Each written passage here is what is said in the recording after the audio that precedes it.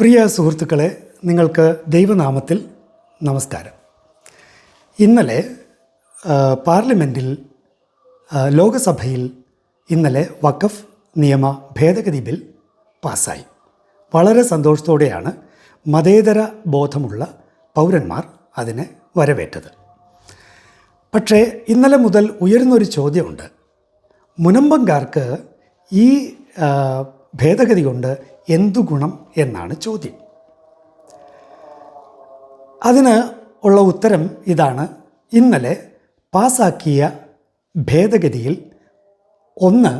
2A ആയിരുന്നു. അത് നമ്മളെല്ലാവരും നേരിട്ട് കണ്ടതാണ്.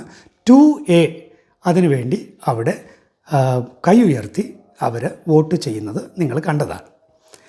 എന്താണ് 2A? ഞാൻ വായിക്കുകയാണ്.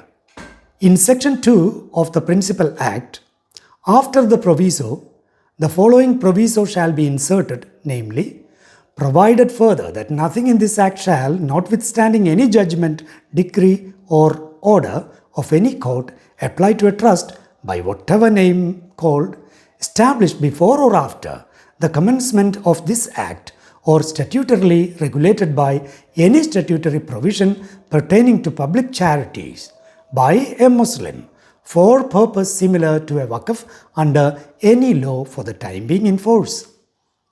എന്താണ് ചുരുക്കി പറഞ്ഞാൽ ഇതിൻ്റെ അർത്ഥം?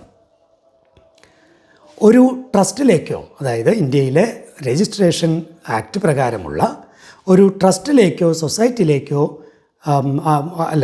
രജിസ്റ്റർ ചെയ്തിട്ടുള്ളൊരു ട്രസ്റ്റിലേക്കോ സൊസൈറ്റിയിലേക്കോ ഒരു മുസൽമാൻ ഈ പർപ്പസോടുകൂടി, ഏത് പർപ്പസോടുകൂടി?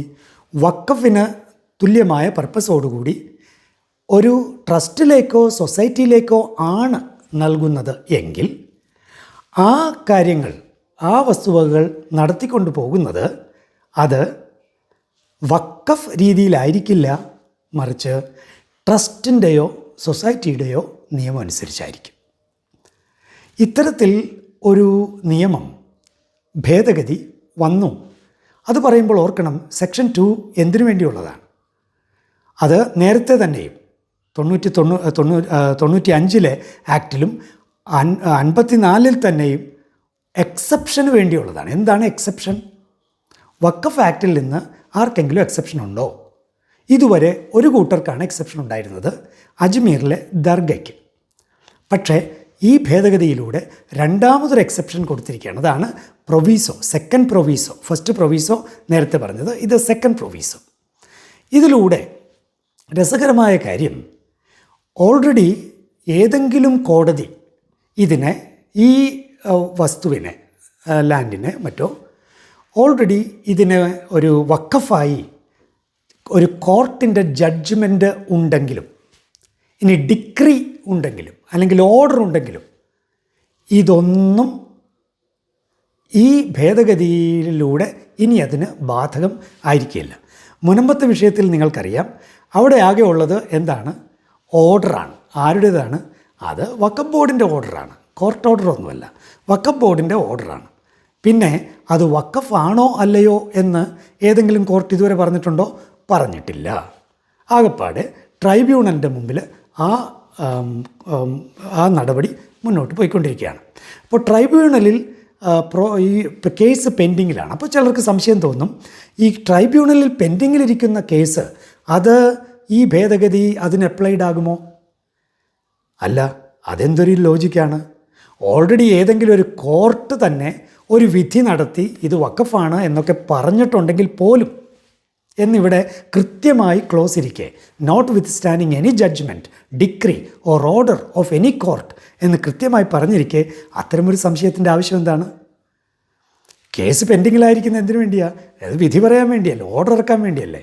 ഇറക്കിയ ഓർഡർ പോലും പിന്നെ അസാധുവാണ് എന്ന് വരുമ്പോൾ, കേസ് പെൻഡിങ്ങിലിരിക്കുന്നു എന്ന് പറയുന്നതും അസാധുവാണെന്ന് വരുന്നു. അതോടുകൂടി നിഷ്പ്രഭമായി പോവുകയാണ്, അതോടെ തീർന്നു.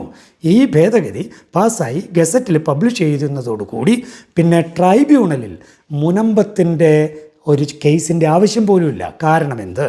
കാരണം മുനമ്പം ഭൂമി ആ ജനം വാങ്ങിയത് ഒരു സൊസൈറ്റിയായ 1960 അമെൻഡഡ് ആക്ട് പ്രകാരം, 1860-ലെയാണ് ആദ്യത്തെ രജിസ്ട്രേഷൻ ആക്ട് ഇന്ത്യയിൽ.